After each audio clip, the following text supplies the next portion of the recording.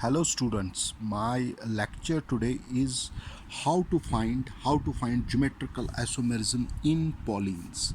It is directly a cut copy paste of a famous book, IIT famous book, OP Tandon, which has clearly mentioned some formulas by which we can calculate geometrical isomerism in polyenes. So what are polyenes first? Polyenes are alkenes or unsaturated compounds with multiple double bonds. For example, this has two double bonds. So how to calculate geometrical isomerism in polyenes? How to calculate geometrical isomerism in polyenes? There are three conditions given in the OP Tandon. There are three conditions. The condition number one, when the ends of polyene are different. See here, the ends of polyene are different. Here there is a methyl group here, and there is a chlorine. The number of double bonds are two. The number of double bonds are two. So when the ends of polyene are different, we can calculate the number of double bonds are 2. So the formula given is 2, the exponential power is n, 2 raised power n. So number of double bonds are 2.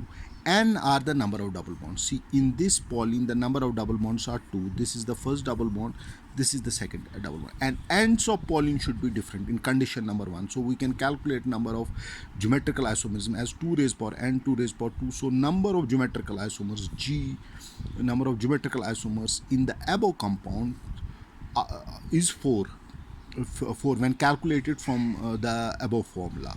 So see, I'll repeat condition number one. When the ends of polyene are different. See, polyene are unsaturated alkenes with multiple double bonds. The ends of polyene are different. Here there is a CH3 group, there is a Cl group, there is a Cl group. So the ends of polyene are entirely different, and the number of double bonds is 2. So 2 raised power n, 2 are the number of double bonds, so it's calculated as the number of polyenes is equal to 4.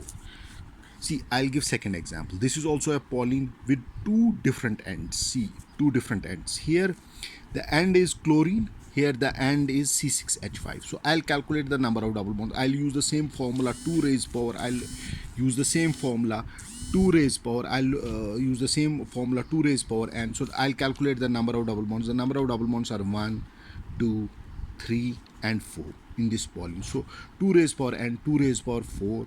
So the number of GI, the number of geometrical isomerism possible in the above polyene are 16. See, I'll again repeat, in this polyene the ends are different. The ends, here there is a C6H5, that's a phenyl group, and here there is a chlorine group.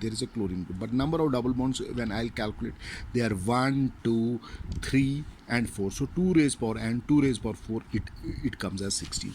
Now when the ends of polyene are same, here the ends of polyene were different, but when the ends of polyene are same and n is an even number, that means the number of double bonds is even. See, the example for this is this polyene.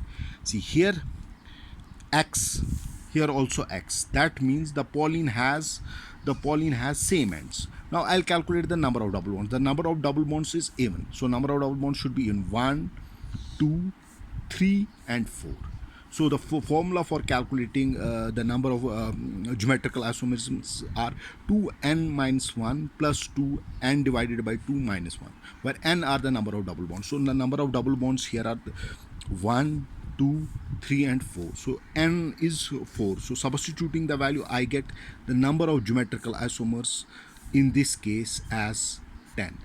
See, the second condition is when the polyenes are having same groups. Here there is X, there is also X. For example, here there is chlorine, here also there is a chlorine. Here there is a methyl group, here also there is a methyl group. But the number of double bonds should be even. That means 1, 2, 3 and 4. So number of GI, the number of geometrical isomers calculated is n is equal to 4. So 2, 4 minus 1, the number of double bonds is 4. So number of GI calculated is 10. So now coming to the condition number 3. When n is an odd number, and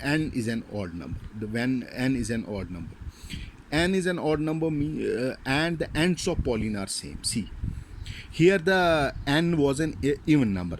N stands for number of double bonds. See, here In this case, the ends of Paulines are same, but n is an odd number. That means the number of double bonds should be odd.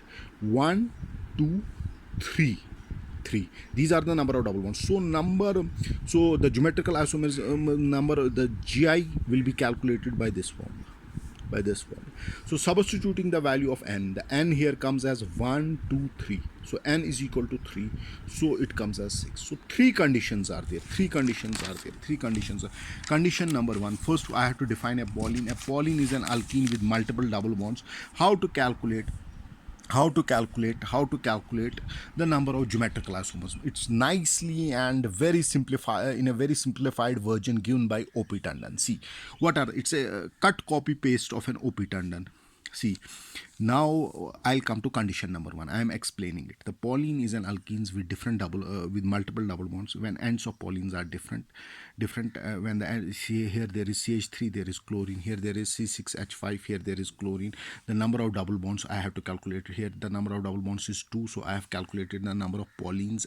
The number of geometrical isomerism as 4. Here the number of double bonds is equal to 4. So I have calculated number of geometrical isomerism as 60.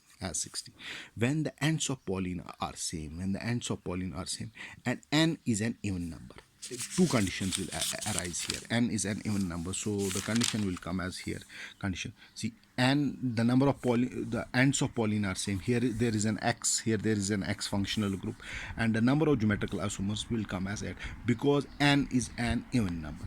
Here also the Paulines is having same ends, but n is an odd number. N stands for number of double bonds. So there are three formulas and three conditions where you can calculate the number of geometrical isomers in Paulines.